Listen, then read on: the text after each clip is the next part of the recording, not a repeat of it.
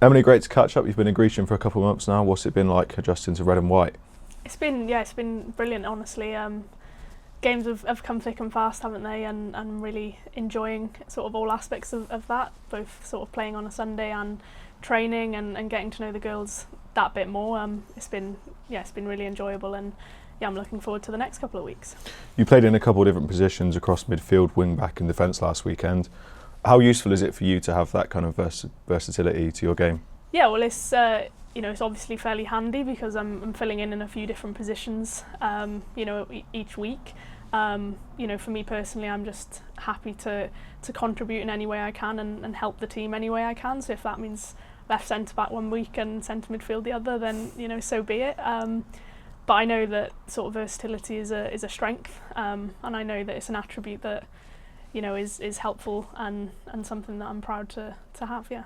Is there anything that playing in that way has kind of taught you over the last few weeks? Just anything new that's going to come to you during the time here? Yeah, it's definitely I've got a lot of respect for players who are outright playing in those positions week in, week out, and I think you just have to be super aware. You have to be aware of everything around you, both going forward and defending, and you have to be prepared to do both of those things in all positions. And so there's learning every week, right? So every game that I play, there's something that I come away from and I go, I need to get better in that area, but also I come away from every game, with another sort of feather in my bow and going, I've done well there, so that's good as well. The last 3 games have obviously all been home games. Has there been, what's the relationship been between the players and the fans down at Coach Road? Yeah, well, for me, I'm still new, right? So a lot of the supporters are still getting to know me.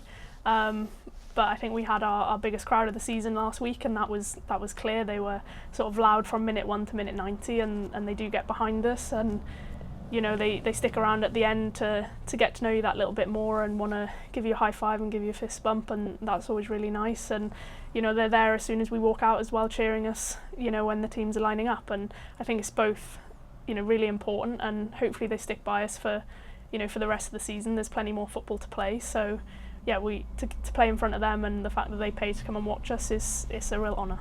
Sunday's opponents are a team that we've never played. They're a team that have shot up the leagues in the last few seasons. What can you expect them to bring to the game?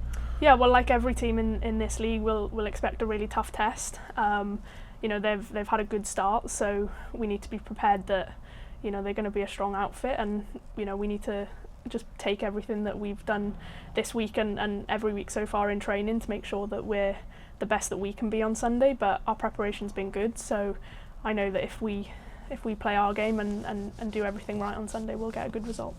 The long journeys, it must be a bit of as a new player, it must be a chance to bond with the team. I mean, it's something like 4 hours there, 4 hours back, so yeah, absolutely. It is a long trip, as you say, 4 hours. So plenty of time to gossip and to get to know each other on the bus. That's for sure. And we're in a really fortunate position that we get to stay overnight for this fixture. So that's an added bonus, and not only a positive in terms of our preparation physically, mentally, getting all the right food and rest that we need. But yeah, as you say, I'm sure we'll have plenty of fun along the way this weekend, and we're all really looking forward to it. Is there any sort of advice you can give of ways of killing time when you're stuck on the coach, probably stuck in traffic on the M5? Literally, me personally, I just like to sort of sit there and engage in as much conversation as I can, and when it gets too much, just put your headphones in. But some of the girls play cards, some of the girls play Nintendo Switch. We've got the screens on the bus, so sometimes there's football on, or whatever. So yeah, honestly, by the time you get to that 4th hour, you're just gagging to get off, aren't you? So